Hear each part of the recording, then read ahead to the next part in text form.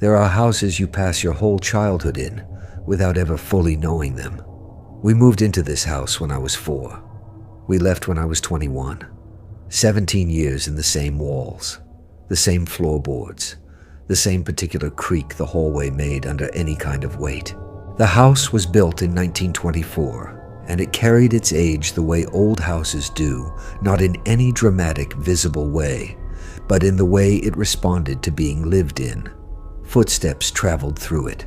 Sounds moved between rooms. When someone walked across the living room at night, the whole structure registered it. That detail matters for what comes later. We were a full house. When I was young, my mom and I shared the small bedroom. My dad slept in the living room. My aunt and uncle had the master bedroom, and my brothers shared a room of their own. The kind of crowded you get when a family is genuinely present in each other's lives. Loud, layered, never fully quiet. The strange things started quietly, the way they tend to. My mother was the first to notice, or at least the first to say something. She started hearing footsteps in the living room at night. Heavy ones, the kind with real weight behind them. The kind that made the floorboards respond. She assumed it was my father getting up for some reason and would wait for him to appear in the doorway. He never did. Every time she checked, he was asleep exactly where she'd left him. She started carrying that small confusion with her. Not fear yet, just the low-grade unease of something that didn't add up. Then she started feeling it, something pulling at her hair in the dark, tugging at her feet through the blankets. She never screamed. She told me later she'd made a deliberate choice not to, because she didn't want to frighten me. I was right there in that room with her, and she chose to absorb it alone. I didn't know any of this for years. One evening, she and my father were watching TV in the living room when they heard a sharp, distinct sound from inside the cabinet. Something hard striking porcelain, a muffled impact, and then the soft thud of something hitting the carpet. She had a collection of small porcelain dolls displayed on top of the cabinet, and her first thought was that one had fallen somehow. She decided to check in the morning rather than get up in the middle of what they were watching. In the morning, nothing was disturbed. Nothing was on the floor. Everything was exactly where it had been. My aunt had her own experiences separate from my mother's. One afternoon, her sister came to visit, and the two of them were sitting in the living room when they heard heavy footsteps approaching from outside. Deliberate, close. The sound of someone walking straight toward the front door. They both assumed it was my father. They waited for the door to open. It didn't. They went to check and found the front porch completely empty. No one on the steps, no one on the walkway. They hadn't heard anyone leave, hadn't heard footsteps retreating. Whoever or whatever had walked up to that door had simply stopped being there. The strangest one, to me, was what my aunt saw alone in the kitchen. She was cooking in the afternoon. Alone in the house, she caught movement in her peripheral vision and turned to see a figure walking through the living room. A man, she said, with a certain look to him. She described him as bright, almost luminous, with the style and presence of someone from another era. A gangster type, she said. He walked from the living room straight toward the bedroom where my mother and I slept, unhurried, as if he knew exactly where he was going. She followed him. She went into the bedroom and demanded to know who he was and what he was doing in the house. The room was empty. The basketball story is the hardest to explain away because it happened too many times with too many witnesses. My dad got my brothers and me a basketball, and on the first day we left it outside by my bedroom window. That night, my mother heard it bouncing. A slow, even rhythm, 3 bounces. A pause, 3 more bounces. A pause, over and over. Perfectly timed. She thought we'd snuck outside and went to the window ready to scold us. No one was there. The ball was bouncing in a completely empty yard. It happened 3 more times after that. My mother, the practical person she is, moved the ball to the other side of the house near my aunt's window to test whether she was imagining it or whether the sound was carrying from somewhere else. The next morning, my aunt came and found her. She asked if we'd been playing outside her window the night before. My mother asked if the bouncing had been rhythmic. My aunt said yes. My mother took the ball, punctured it with a knife, and threw it in the trash. That was the end of that particular problem. My brothers had their own experiences, mostly at night. I don't remember the doorknob incident, I was too young, but my mother has described it clearly enough times that it lives in my memory as if I was there. She and I were walking down the hallway to bring my brothers food, and as we approached the door, the knob turned on its own, and the door swung open. My brothers assumed she'd done it. She assumed one of them had done it from the inside. By the time they compared notes, nobody could explain how it had actually happened, and they reached the uneasy consensus of just not discussing it further. The figure in the hallway was harder to dismiss. One night, my brothers had left their bedroom door open, which gave them a clear sightline to the bathroom and the hallway beyond. One of them woke up for no particular reason and looked toward the hall. There was a figure crouched near the bathroom door, dark, fully formed, perfectly still. He woke his brother. They both watched it for about a minute, neither one moving, before the figure rose slowly to its full height and then simply ceased to be there. Not walking away, not stepping back into shadow. Gone. Outside was different. That one I was there for. One evening, we were all in the backyard. My brothers, their friends. Me and people kept pointing toward the back of the yard. Something was there. A shape or a presence.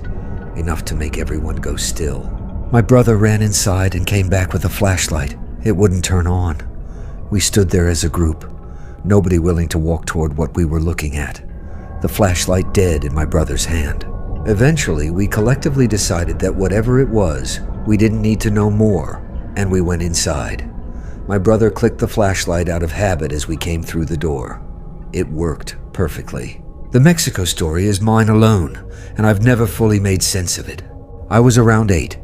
We were visiting my grandmother, my mother's mother, and the whole family was sleeping in her living room on beds pushed flush against the walls. I mean flush.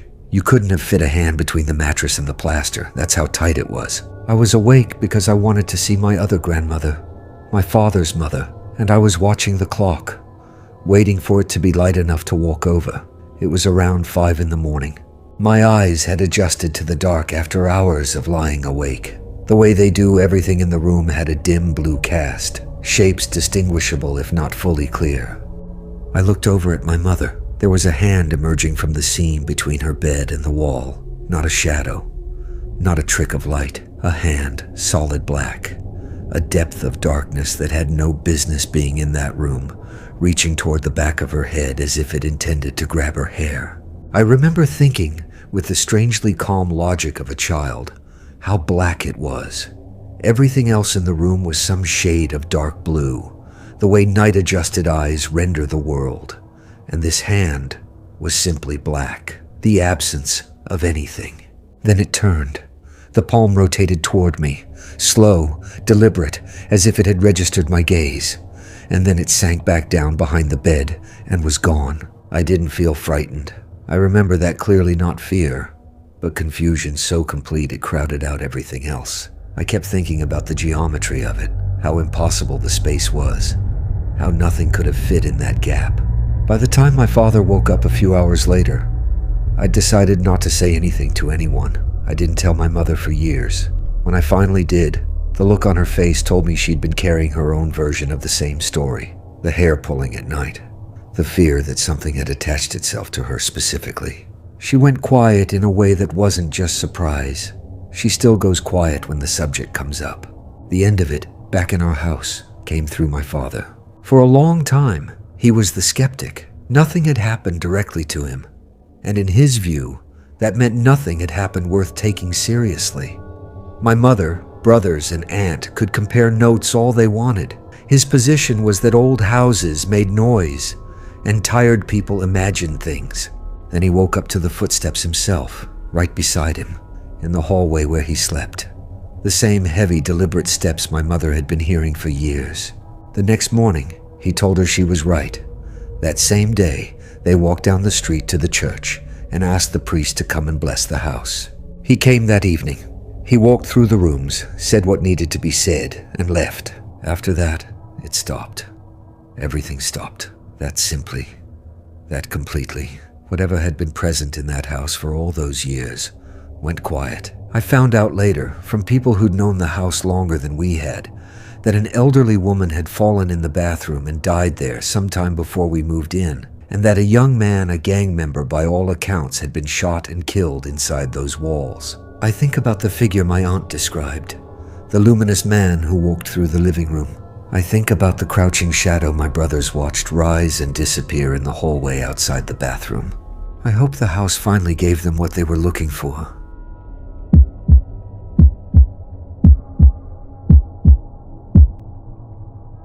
In my culture, moving into a new home without a priest's blessing isn't just an oversight, it's an open door, not a metaphor, a literal invitation, left extended to whatever might be willing to walk through it. My mom knew this.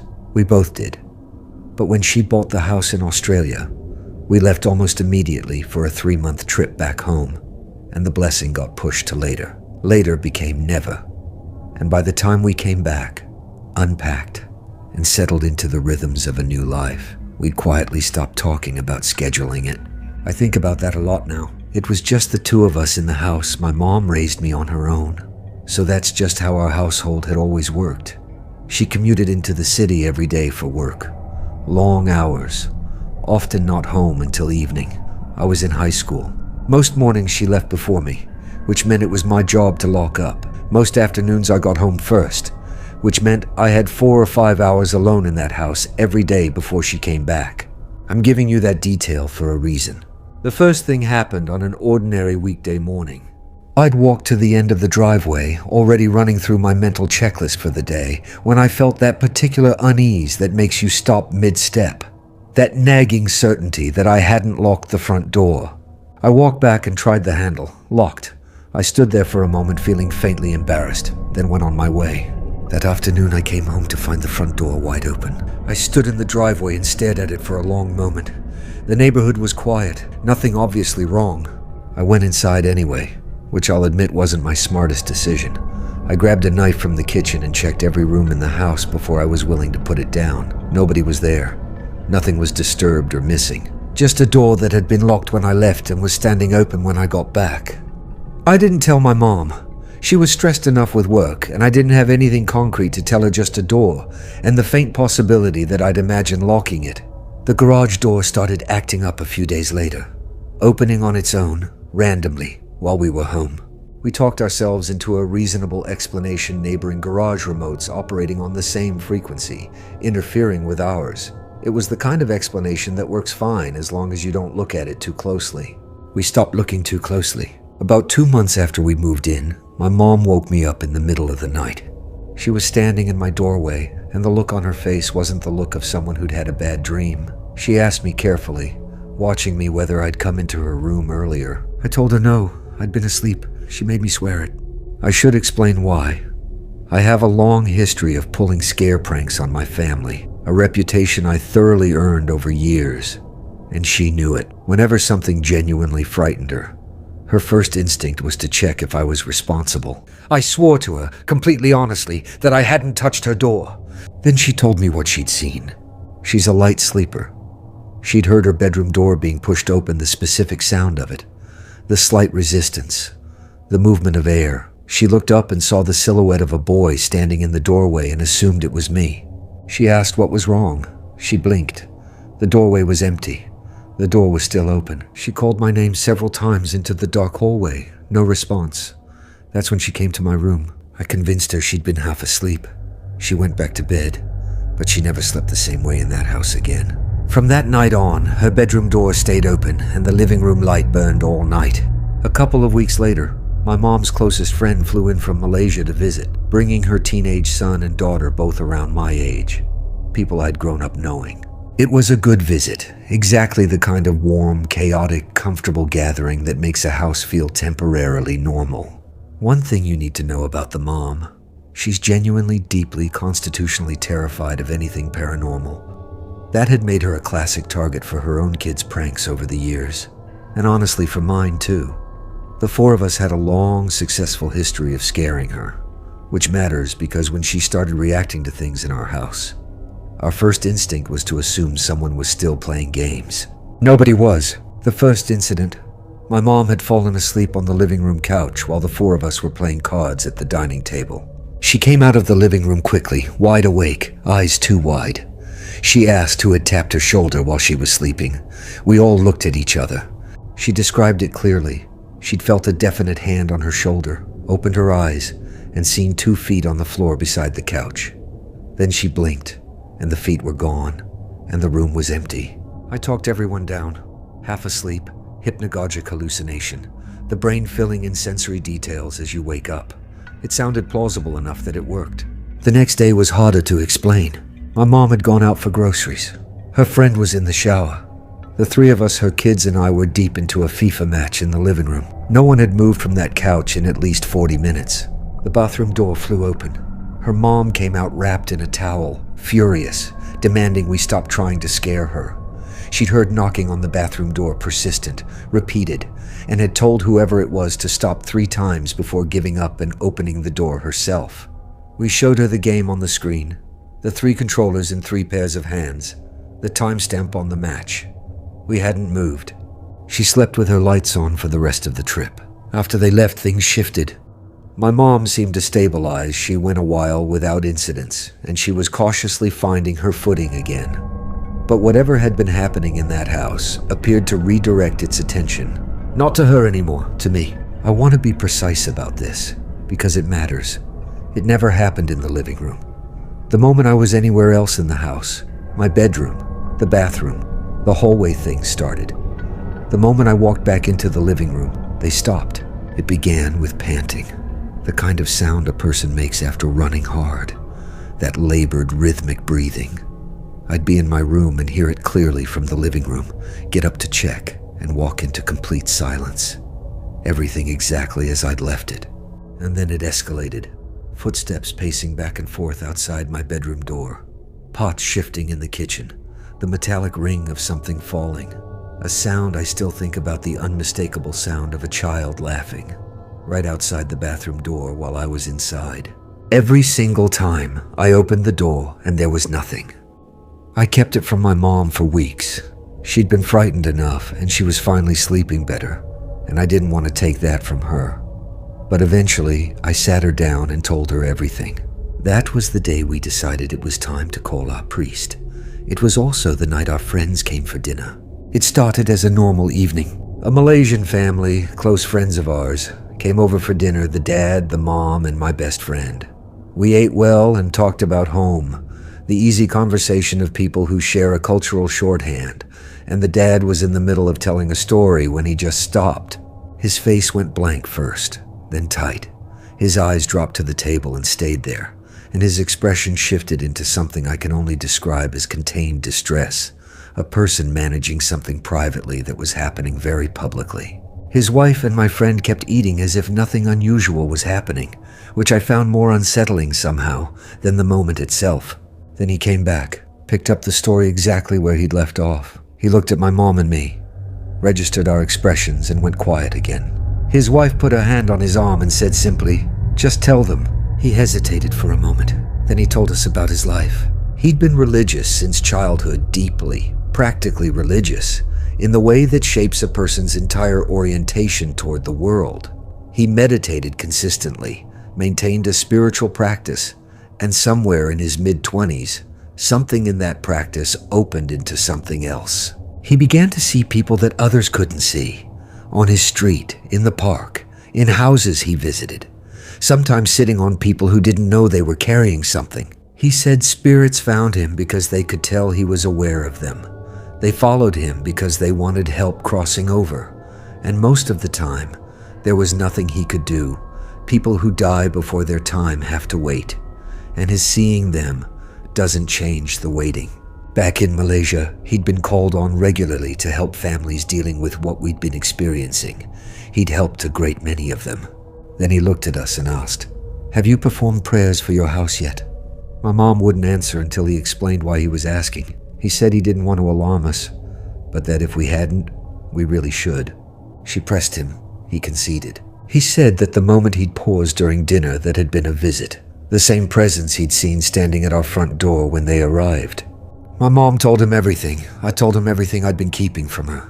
He listened to all of it without visible surprise, then said he didn't believe the spirit was malicious, But that protection mattered regardless, and it was time to have the house properly blessed. Before leaving, he asked to see our prayer altar. My mom took him to it. He stood before it for a moment in silence. Then his body gave one sharp, involuntary shudder, whole and sudden, like something had moved through him, and he pressed his hands together, bowed his head, and stood quietly for a while. When he turned to leave, he said, "Now I understand why neither of you has been hurt. You're both protected." We arranged the blessing the following week. A priest from our local temple came and went through every room of the house, performing the prayers and rituals we should have done before we ever unpacked a single box. I'm not going to over-dramatize what happened after that, because the truth is already dramatic enough in its plainness. Nothing happened after that. Not one thing. The sounds in the hallway stopped. The footsteps stopped. The child's laughter stopped. The front door stayed where we left it. The garage door never opened on its own again. I wasn't a particularly religious person before all of this. I leaned on rational explanations reflexively, the way people do when the alternative is too uncomfortable to sit with. I convinced my mom she'd been dreaming. I convinced myself there were ordinary answers. I don't do that anymore. Some thresholds, once you cross them, don't let you cross back. I moved into a house without performing the blessing my culture had done for generations. And for months I shared that house with something I still can't name. I'll never make that mistake again.